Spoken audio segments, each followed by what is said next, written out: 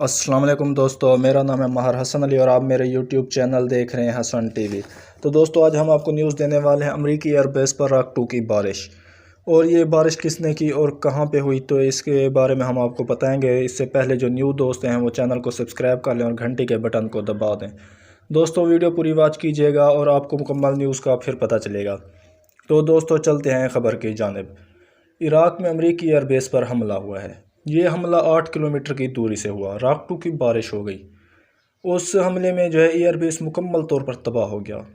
ہم آپ کو مکمل اس کی ویڈیوز اور فوٹیج نہیں دکھا سکتے کیونکہ یہ جو یوٹیوب کی خلاف ورزی ہوگی اور ہماری ویڈیو کو خود ہی یوٹیوب ڈیلیٹ کر دے گا، اس وجہ سے ہم مکمل وہ ویڈیوز آپ کو نہیں دکھا سکتے۔ اس پر جب راکٹ گر رہے تھے تو امریکی فوجی بھاگ رہے تھے جان بچانے کے لیے۔ 3 امریکی فوجی مارے گئے، ایک اہم عہدیدار مارا گیا۔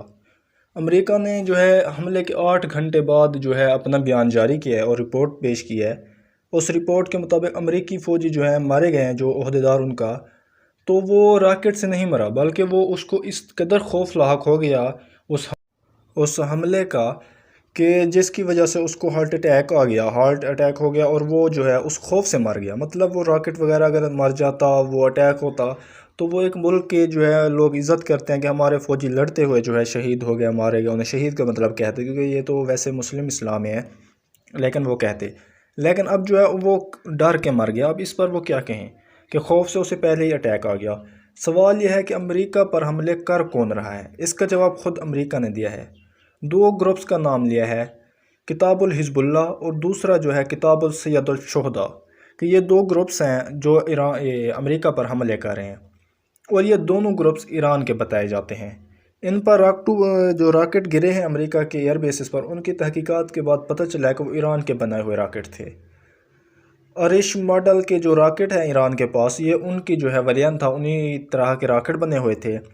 جو بائیڈن نے کچھ وقت پہلے امریکی فوجیوں کو ان گروپوں پر حملے کی اجازت دی تھی جو کہ ایران کے اتحادی تھے۔ 26 فروری کو ان پر انہوں نے اٹیک کیا تھا، اور ان گروپوں نے اب اپنا بدلہ لے لیا ہے اور انہوں نے بتا دیا امریکہ کو کہ ہم ہیں۔ آپ خود دیکھ لیں، اب تقریباً 2500